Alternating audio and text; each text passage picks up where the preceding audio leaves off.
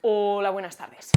Seguro que ya os habéis enterado de que he sacado 2 cursos de ortografía etimológica, básicamente porque no paro de subir reels, de mandaros correos o de decirlo directamente en un vídeo de YouTube. Bueno, pues sí, y ahora os voy a decir un poco cómo son estos 2 cursos por dentro. Este es el curso de letras, cuando se usa BV, GJ, EY, si una palabra lleva H o no, cuando se usa la C, la S o la Z para los seseantes o ceceantes, pero con truquitos etimológicos para que podáis deducirlo con alguna palabra con la que tengáis dudas. Pero cuidado, ¿qué pasa con la palabra móvil? En francés, esta palabra se escribe con B. En italiano se escribe con B. En portugués, aunque tienen una palabra con V, también la tienen con B. ¿Por qué en todas estas lenguas se pone una B y en español se pone una V? Pues muy fácil, ¿no? Porque en latín tenía una V y el español ha mantenido esa grafía porque es más etimológica. En latín, este adjetivo era mobilis, con B.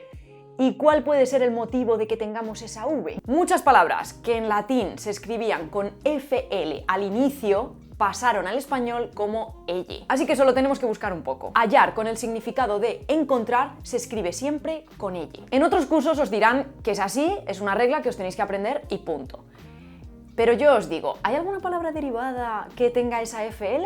Y la respuesta es no. Pero os voy a contar una historia que seguro que os va a hacer recordar para siempre que ese hallar se escribe con elle. Y con H, por cierto. Es súper interesante. Garaje con G o con J.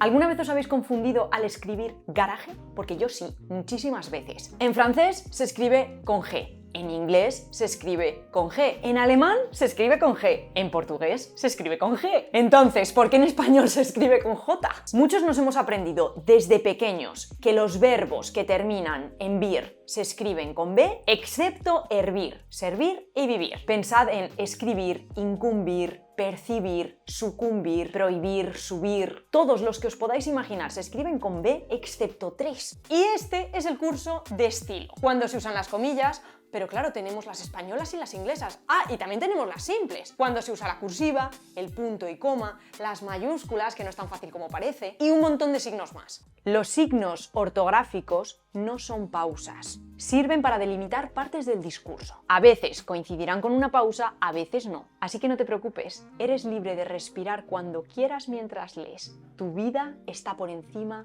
de cualquier texto. De verdad. Hay que poner tildes en los hiatos. ¿Pero qué es un hiato?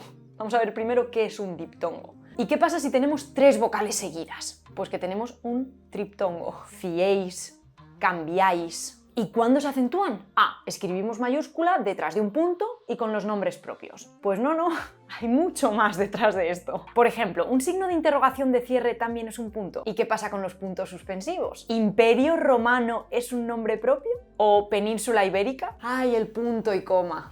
Ese gran olvidado, que encima cuando alguien se acuerda de él, lo usa mal. Pobre punto y coma. La historia de este símbolo es antigua. Muy antigua, tanto que se usaba en la antigua Grecia. Allí tenía varios usos, pero el principal era hacer de signo de interrogación, que, por cierto, es lo que sigue siendo hoy en día en griego moderno. Bueno, los prefijos, esas maravillosas palabras que parece que nadie sabe cómo se escriben, sobre todo cuando hablamos del rey de los prefijos. Súper bien, súper simpático, súper pedante, súper pesada. Sí, súper se escribe junto a la palabra con la que va y sin tilde. Porque súper, cuando va separado y va con tilde, es el supermercado. Me voy al súper. Cada curso dura aproximadamente 1 hora y media. Quizás penséis que es poco tiempo, pero es que yo he hecho un montón de cursos de 100 horas y luego resulta que es una persona en una esquinita hablándote sin cortar absolutamente nada. Pues ¿qué quieres que te diga? Para mí esos cursos no tienen tanto valor como este. No porque lo haya sacado yo, sino porque está todo súper condensado. He quitado muletillas, he cortado paja, sí que es verdad que os he dejado algún chiste, pero prácticamente todo el contenido de los vídeos es contenido de valor. O sea que vais a ahorrar mucho tiempo. Además, todo está dividido en unidades súper cortas para que podáis encontrar más fácilmente el tema que estéis buscando en un futuro, sin necesidad de veros un vídeo súper largo. Cada curso cuesta 99 €, pero para daros ese sentimiento de urgencia me han dicho que tenía que sacar una oferta durante un tiempo limitado. Bueno, pues solo hasta el día 2 de abril vais a tener cada curso al 50% de descuento. A partir del día 2 de abril el precio solo va a subir, nunca más va a bajar, porque voy a ir añadiendo cosas nuevas. Si entras ahora, vas a tener acceso siempre. También esas cosas nuevas que se añadan en el futuro. Y si lo compras y no te gusta o no te convence, tienes 30 días para probarlo y devolverlo.